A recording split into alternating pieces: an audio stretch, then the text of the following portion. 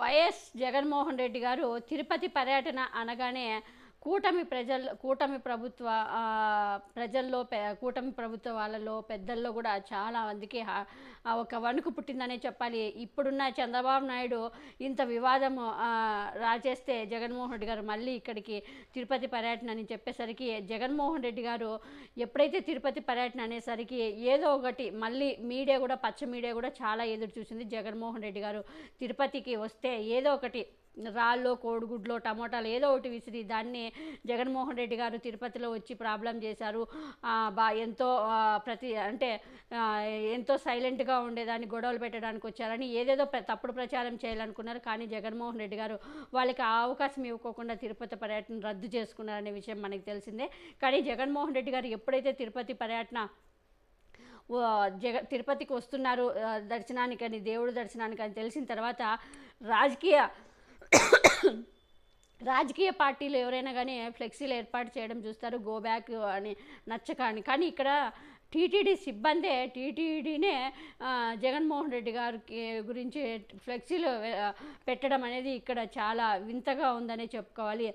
Declaration forms అంటూ తప్పకుండా జగన్మోహన్ రెడ్డి గారు డిక్లరేషన్ ఇవ్వాలి, ఎందుకు తిరుపతి దేవుని దర్శించుకుంటున్నాడు, తిరుపతి మీద మాకు దేవుడి మీద నమ్మకం ఉందని డిక్లరేషన్ ఇవ్వాలి, జగన్మోహన్ రెడ్డి క్రిస్టియన్ కాబట్టి అంటూ కూడా అక్కడ డిక్లరేషన్ బోర్డులు అనేది వెలిసాయన్నమాట.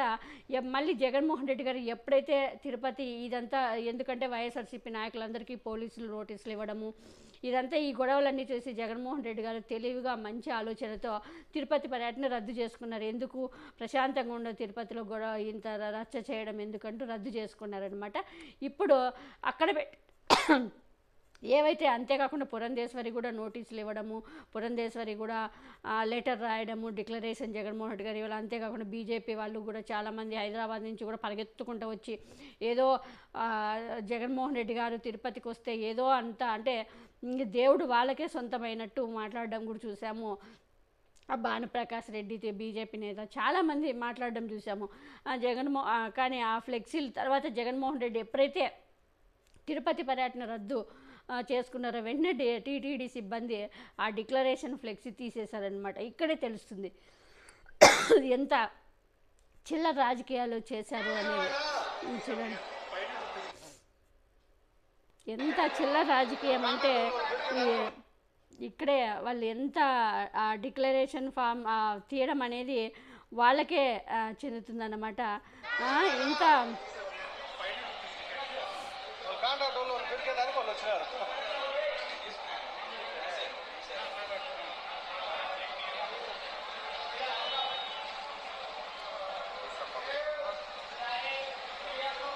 వాళ్ళే పెట్టిన టీటీడీ సిబ్బంది పెట్టిన వాళ్ళే తీసేశారు.